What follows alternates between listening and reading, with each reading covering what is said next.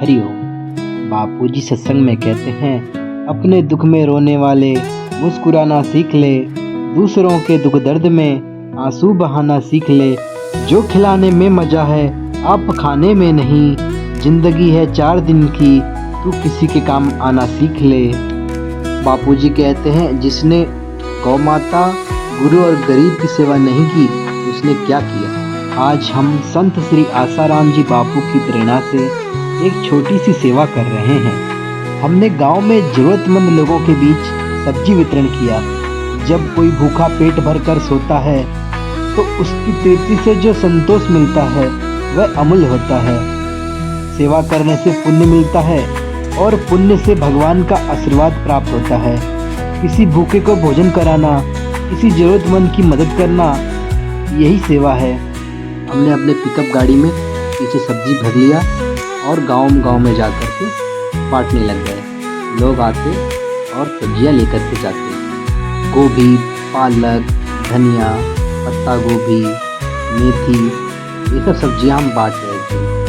बच्चे, बूढ़े, सब तरह के लोग आके सब्जियां ले जाते थे। लेकिन सेवा, दान, पुण्य यदि सकाम भाव से किया जाए तो उसका फल संसार की ओर से मिलता है, और यदि निष्काम भाव से किया जाए तो उसका फल ईश्वर की ओर से मिलता है। संसार की ओर से जो संपदा मिलती है वह भोग और बंधन बढ़ाती है, जबकि ईश्वर की ओर से जो संपदा मिलती है वह मोक्ष का साधन बनती है। सेवा साधक के लिए अपनी क्षुद्र वासना और अहम मिटाने के लिए परम औषधि है। सेवा से अंतःकरण की शुद्धि होती है और शुद्ध अंतःकरण का ब्रह्म ज्ञान से सीधा संबंध है।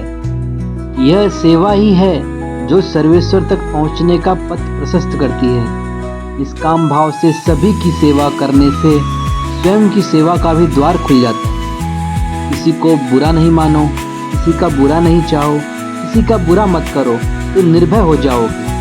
इससे दुनिया की बड़ी सेवा हो जाएगी। जो भी कर्म करते हो उसका बदला न चाहो तो भगवान और शांति अपने हाथ की चीज है।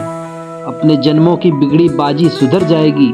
सेवा किसी को दिखाने के लिए नहीं होती, भगवान की प्रसन्नता के लिए, भगवान को पाने के लिए सेवा होती है। महान कर्मयोगी पूज्य बापूजी की जीवनचर्या का अवलोकन किया जाए तो लगता है जैसे कर्मयोग ने स्वयं शरीर धारण कर लिया हो।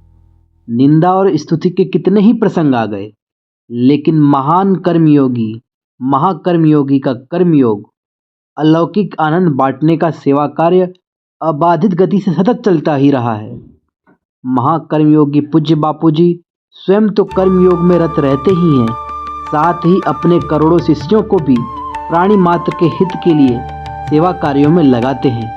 पूज्य बापूजी कहते हैं, समाज के अनेक लोग पीड़ाग्रस्त हैं, उनका ध्यान रखें। मंदिर तो बनने चाहिए, लेकिन गरीबों के लिए मकान भी बनने चाहिए, आरोग्य केंद्र भी बनने चाहिए, उन्हें कपड़े भी मिलने चाहिए। वैष्णव जन तो तेने कहिए जे, फिर पलाई जाने दे।